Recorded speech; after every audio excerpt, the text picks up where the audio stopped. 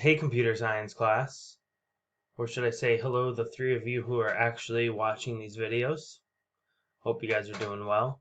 And we are in Unit 5, Lesson 9, learning more about conditional statements and conditional logic. So we're going to get a little deeper into different types of if-else statements today. So, in Lesson 9, this is what we're doing this week, and you're going to be introduced to the Boolean logic operators not and and or, as well as the if-else-if construct as tools for creating compound Boolean conditions in if statements. Sounds very complicated. We're going to start off with the if-else-if statements. So what I would like you to do is watch this video. This video will really tell you what a if-else-if statement is, which is basically just an if-else statement, but with more than two conditions, right? So with an if-else statement, it's either something's true, and if it's not true, then the else is applied. But there could be more than one thing you want to check to be true. And in this example, in this video, it will check for age. So go ahead and pause this, watch that video, and that will help understand this third little section here. Or actually fourth, but let's go through the third section. So how if-else-if works. You'll see here the block code. You have the if statement, as usual. You have your first condition. So you would say if age is greater than or equal to 18 in here, as long as you've established the variable age already. Then in here, this is what you would execute. Else if just means there's another condition, a second condition. And we would say else if age is greater than or equal to 13 for a PG-13 movie, right? That's our second condition. The third condition would be greater than or equal to 5, I guess, for a PG movie. That would be another else if. And then finally, if none of those are true, you would go just else. So if nothing in these parentheses are true, the stuff inside the else brackets are executed. So you'll see that here as an example. It started off with an if, else if, and ended in an else. And it needs to end in an else, otherwise this wouldn't be executed. If you just had you're too young for most things and didn't have the else, or if you just didn't have that at all, there would be nothing stated here. It would just say, thanks for verifying your age. So you want to make sure you have that final else. Like if you're 4 years old, it says, you're too young for most things. All right? So one thing you need to watch out for is the order. Now, although it might not produce an error, it's kind of a logic error that the program won't catch. So if you put in the if statement age is greater than or equal to 5, if you're 18, it's going to say you can see a G or PG movie alone, right? And what you want it to say is you can see an R movie alone, because if you can see an R movie alone, that implies you can see any movie alone, PG-13G or PG. So you want to have on top, I guess you would say the probably, I don't know, most specific, but the thing that goes on top is the oldest age in this case. All right, so like I said before, you need that final else, otherwise the whole thing will be skipped, and I had talked about that here. So let's go into a little example here and just kind of rework the movie rating example. So let's create the movie rating example from the previous page of video.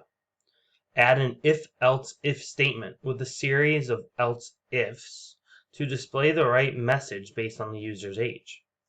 We've started you out with code that prompts the user for her age. We've also provided all the console.log statements you need. You can see that in here.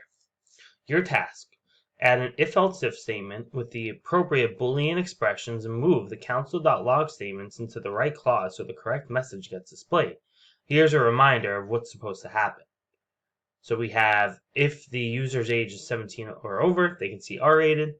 Else if the user's age is 13 or over, they can see PG-13. Else if they're 5 or over, they can see PG. Now, I don't know who would go in at 5 years old alone to see a movie. That'd be a little weird, but I guess that's a thing. And if none of those are true, you're probably too young to do anything, right? So here we have our variable age being established here and being called and established. And remember, this prompt num means something will pop up and it'll ask what's inside these parentheses. It'll ask how many years old are you, right? So if we just run it right now, it's going to ask that. So you're going to put in a response, but this is where we're going to put in our conditional. So you'll see on the left control, we have just our if statement and if else statement. So I'm going to add the if else statement. Now what you'll see here that's a little different is this plus and minus. And if you press plus, you'll see if else if pop up. All right. So first, we're going to start with if age is greater than or equal to 18. You can see an R-rated movie alone, right? Else if, so if this is not true, we're going to check a second condition. You're greater than or equal to 13 for the PG-13 movie. So we're going to put that in there. And even still, we're going to do another else if. So a third condition.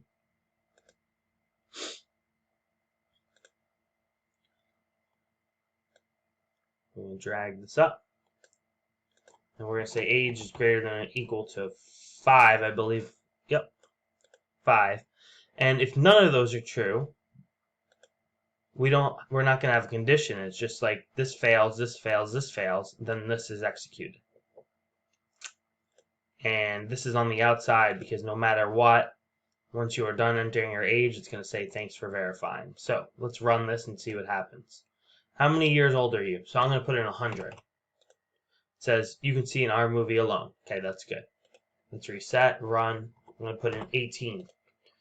You can see an R movie alone. Thanks for verifying. Okay, that's good.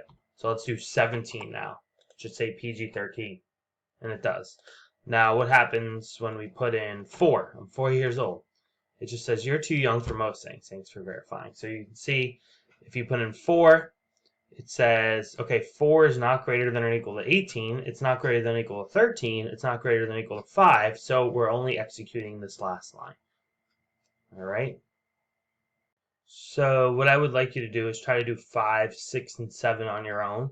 And then on bubble 8, it's going to have this video to talk about AND and OR operators. All right. So go ahead and watch that video.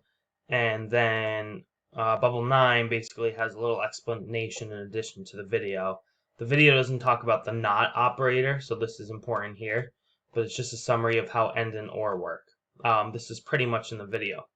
So for AND, OR, and NOT, the AND, the logical AND is only comes out true when both statements are true. So you have expression 1 and expression 2. If those are both true, then this is true, and whatever's after, if it's an if statement, will be executed. Otherwise, it won't be. So you'll see these used in if and if-else statements quite a bit. Now the OR, only one or the other needs to be true. So if they're both true or just one of them's true, then the whole statement is true. And then we have the NOT. So basically this is saying if we have a statement that's true and we're saying not true, well, since it's true, it's going to come out to false. If we're saying not false, it basically means true. So it's really just the opposite of what it originally is. All right, so we're going to do some examples of this, and you saw this in the video. So we have a scenario with AND. So let's say we know the variable age is equal to 17 and it's set to 17. And this statement 1 says age is greater than or equal to 13 and less than 21. 17 is both greater than or equal to 13 and less than 21. So this is true. Both of these are true. Now, if we said age is equal to 25 instead of 17, yes, age, which is 25 is greater than or equal to 13, but it's not less than 21. So both of these need to be true for the entire statement. Right? Both expressions need to be true for the entire statement to come out true. So it's not in scenario 2. So with OR, if we had a day, and we had our variable as a string Thursday. This is saying day is set to Tuesday or day is set to Thursday. Only one of these need to be true. Well, since our variable is set to the string Thursday, this side is true. And since it's an or statement, only one of them needs to be true. All right, so scenario 1's true. Scenario 2 is Wednesday, and so day is not equal to Tuesday or Thursday since it's Wednesday, so that comes out to false. Okay, so and or, you may have seen this in math class at some point, or using some sort of Venn diagram. So we're going to do bubble number 10 here, which is about the or operator. So you will now see the JavaScript Boolean operators under or in the code toolbox. You'll see that here under math. You can drag them or type them out. So let's try the or now. As a reminder, the or operator will evaluate the true if either or both statements are true. If both are false, the or operator will evaluate the false. So we started with some code here, and we want to add the Boolean expression to the if statement to use an or to express if it's Saturday or Sunday, right, it's the weekend, else, right, can't wait for the weekend to get here. So we're going to use the or operator. We're going to drag it in here. Now, if it's Saturday, so what you can see here is that there's a variable called day that is created when you enter a day of the week in the text box that's going to pop up. So our variable is day. If the day is equal to, but we have to put two equal signs because we're not assigning it to something. We are asking, is it equal to that? Is it the same as that? So we're going to use string. So we need quotations. So we're saying if the day is Saturday, or if the day is Sunday. I'm going to use lowercase. It is case sensitive. So if the day is Sunday or Saturday, it's the weekend. Otherwise, can't wait for the weekend to get here. So let's test this out. I'm going to run this. Enter a day of the week. I'm going to write Saturday. It says day is Saturday. It's the weekend, right? And it's up here instead of down here because we're not using console log. We're using write. So let's try something else. Let's enter a day of the week. Sa. Right? We're not asking about Monday, Tuesday, Wednesday. It doesn't know what a weekday is. We just said if it says Saturday or Sunday, right, it's a weekend. Otherwise, if that is not written, right, can't wait for the weekend to get here. So it's working.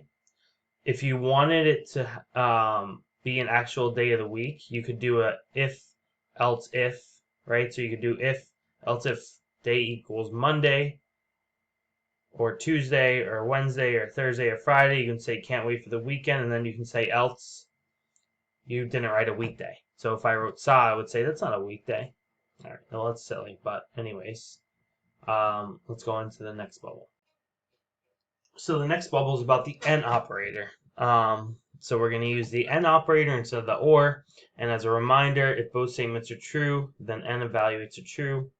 If either or both are false, the and operator will evaluate the false.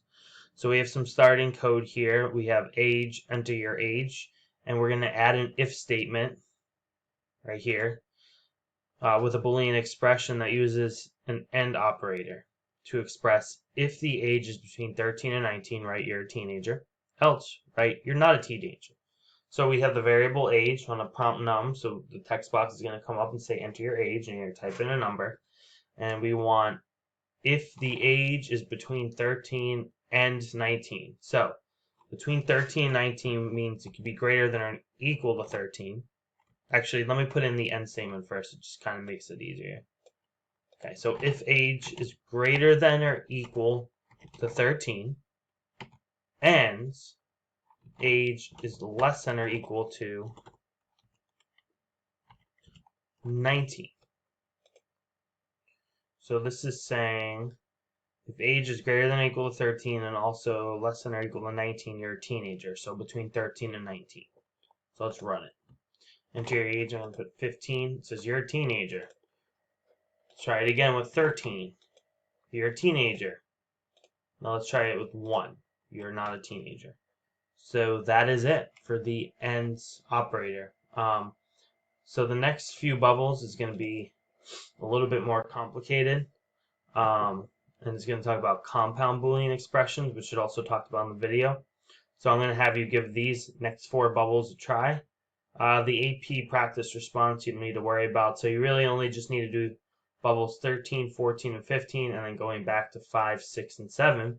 And that's really it for the week, although these will be a little bit more challenging. So it'll be a nice problem solving going on there. And if there's anything you need, please let me know. Hope you guys are doing well, and I'll hopefully see you in September. Bye. Oh, well, for real. Bye now.